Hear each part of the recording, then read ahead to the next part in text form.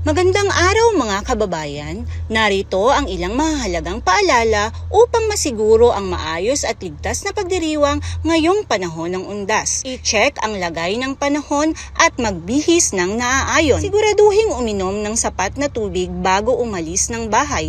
Huwag kalimutan mga kababayan, ang init ng araw ay mabilis makapagod kaya't manatiling hydrated. Magdala ng alcohol o sanitizer upang mapanatili ang kalinisan sa kamay. Para naman sa mga magtutungo sa sementeryo, narito ang ilang paalalang pangkaligtasan. Iwasan ang paggawa ng mga nakakagambalang kilos na maaaring makasira sa solemnidad ng lugar.